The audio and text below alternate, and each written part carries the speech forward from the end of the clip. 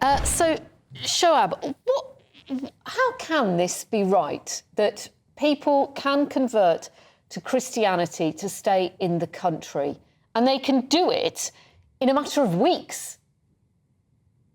Yes. I mean, well, it depends what you mean by that. Obviously, like the Archbishop said and the Church has been saying, is their role if anyone is attracted to their religion, to their denomination, to Christianity, it's their role to make that journey easier for them and to welcome to into the faith. So basically, it is the job of the Home Office to be looking into these claims and seeing who is credible and who is not, and what the motivation behind that is. So for the government or for the Tories or for the Home Office, the Home Secretary, to be, pushing that duty onto others, I think that's ridiculous, really. Shoaib, can I just say, isn't it right that lawyers, I'm not saying you particularly, but lawyers in the great human rights industry are encouraging asylum seekers, particularly for countries like Iran or Bangladesh, where it can be very problematic to go back there, to convert to Christianity so they can stay in Britain? The Times has done an investigation today effectively saying just that.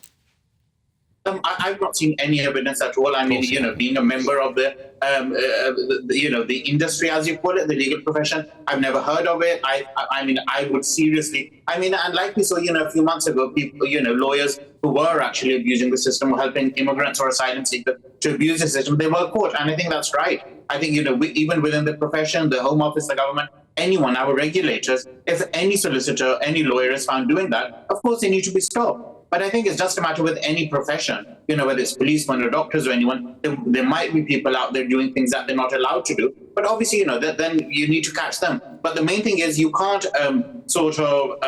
denigrate or doubt or dispute, the whole class of the asylum seeker just because of the lawyer's actions then. I mean, I have absolutely no problem about lawyers being investigated. What I do have a problem is when someone has converted to a religion, to him being investigated. What are we investigating the church for? Someone goes to the church. Chair, we've had lawyers on this programme saying that only 20 to 30% of asylum claims are genuine. And in his view about the ones converting to Christianity, he said 90% of them are false. Yes, well, that's a view. I mean, I'm not sure what that means. I mean, maybe, we don't need an investigation. That's what it means. Maybe They're gaming the system, Shoaib. They're gaming the system. No, but how? Is there absolutely any evidence of that? We see, and just like this government does every single time with any issue, there's one case, and then suddenly there's an investigation. Everything needs to be, for the past 20 years, any asylum seeker was Christian needs to be investigated. What does this even mean? I'm not sure. What exactly are they investigating? Why are people converting to Christianity? What the church's role is? I mean, like the Archbishop said, it's the Home Office's role. If you think someone is lying or, defrauding the system, it's the Home Office's role in that particular case to stop that. So what is this whole entire investigation about? Why are people converting to Christianity? Or why is the church allowing people to convert? Is that really what we're questioning right now?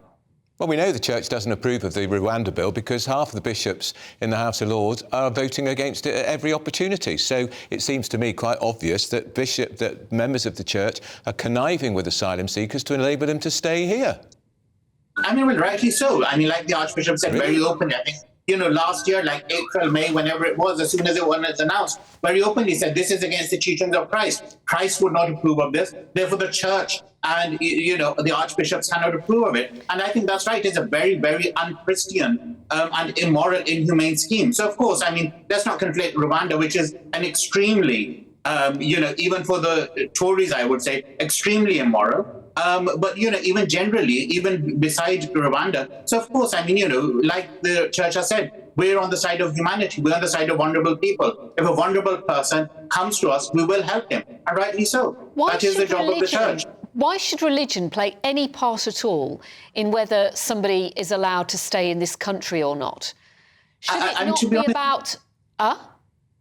Sorry, I mean, I'm not sure I'll be genuinely asking that because on the one hand, people say, so many people, particularly on the right, say, the Refugee Convention, other laws, international human, take it back to basics, take it back to where it was in the 50s. Why was it developed? It was developed after the Second World War. Are we genuinely saying the Jewish people, we should not have considered whether they're Jewish or not? Of course, it was the Jewish religion, the Jewish community that was at risk, not a particular group of Germans. They weren't being attacked because they were German.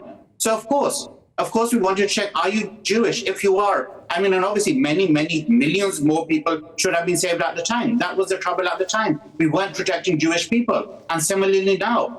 So, of course, that's the whole point of the Refugee Convention and refugee law. We have to look at people's particular circumstances, and religion is an intimate part of someone's personality. And of course, we need to look at that. Yeah, but then if it is an intimate part of somebody's personality, then how come they can convert to Christianity so easily? I don't know about easily. Obviously, everyone's journey is different. But like we just heard, I think even Well, you it is easy. They can do a 10-week course.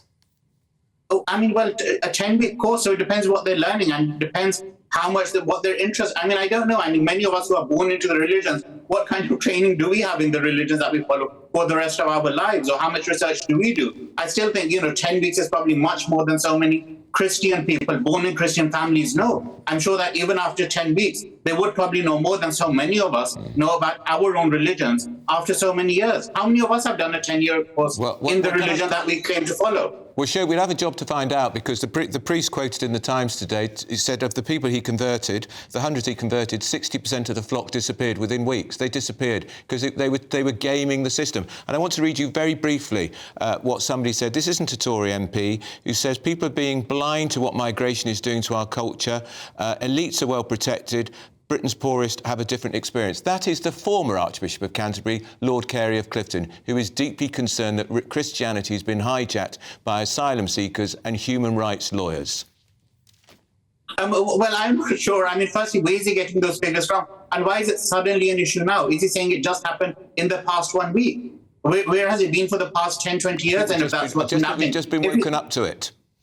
Well, exactly. I mean, that's the whole point. Like I said, that's what happens with the Tories, with the Home Office, with the Home Secretary. It takes one extreme case and suddenly one whole group of people is just denigrated and abused openly in the media. And that's the whole point. I mean, where have we been? If Christianity is being attacked and we think the Archbishop, the current Archbishop, is taking the side of those who are hijacking Christianity. Suddenly, I'm more of a protector, and suddenly the Home Secretary is more concerned about Christianity and upholding it than the Archbishop is. Sorry, but I think that's a ridiculous view if that's what we're actually saying.